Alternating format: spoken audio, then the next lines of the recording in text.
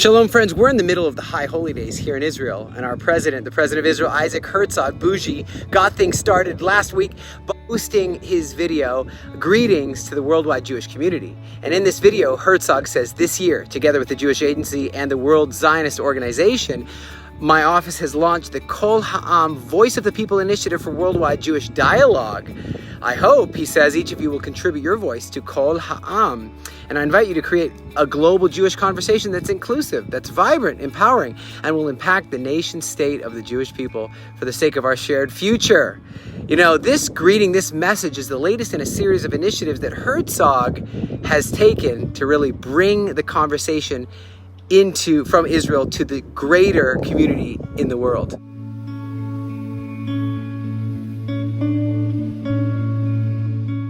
Message is the latest in a series of initiatives that Herzog has pursued during his tenure to build stronger connections between Israel and the global Jewish diaspora. One such community that many Israelis are concerned about this week is in Azerbaijan, a Muslim-majority country in the Caucasus, which has a good relationship with Israel and a vibrant Jewish community. These past few days have seen clashes between military units from Azerbaijan and neighboring Armenia and the disputed region of Nagorno-Karabakh.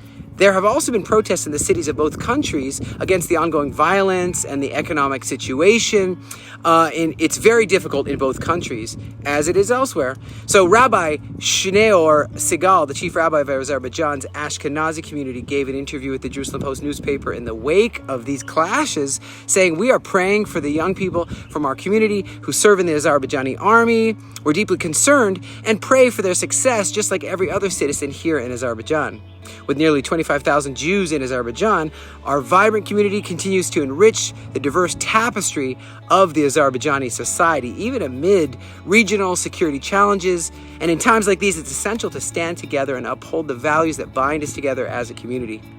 Another Jewish diaspora community going through tough times is surprisingly in the United States of America. Statistics published by law enforcement agencies show a sharp rise in anti-Semitic violence in the United States over the recent years, particularly on the university campuses. A report surfaced on Thursday that Hillel Jewish Students Association's building had been vandalized by a student who slipped into the building amongst a group of Orthodox staff on their way to morning prayers. The attacker knocked over furniture, screamed abuse at the staff for about a minute before being chased out of the building.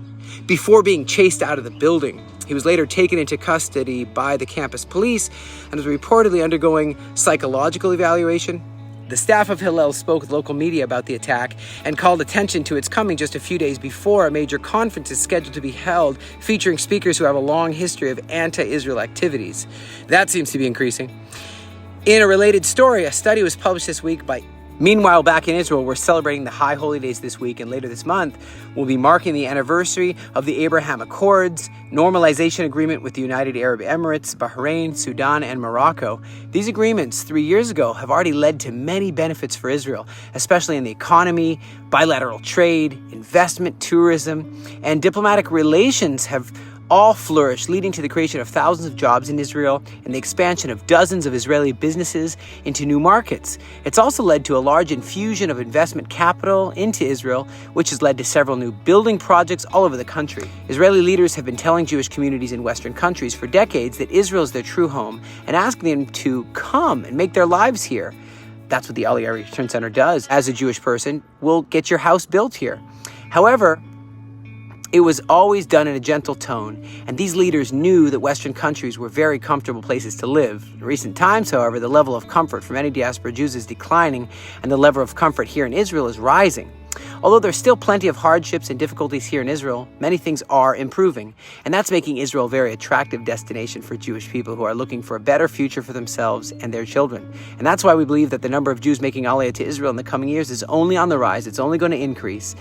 And the numbers that have arrived in 2022 and already in 2023 have been high by historical standards, and it put a strain on the government ability to be able to welcome and absorb these citizens and get them acclimated, acculturized, attached, integrated. And that's why private initiatives like the Aliyah Return Center are so important. We provide a cushion that allows new immigrants to get the assistance they need while the government works to increase its capacity and grow and meet the growing numbers of immigrants. And now, as we celebrate our 10-year anniversary of the work here in the Galilee and throughout Israel, we are asking, will you join us for the next 10 years? It's an adventure. Consider prayer prayerfully joining us, becoming a partner with us today financially. God bless you from the Galilee.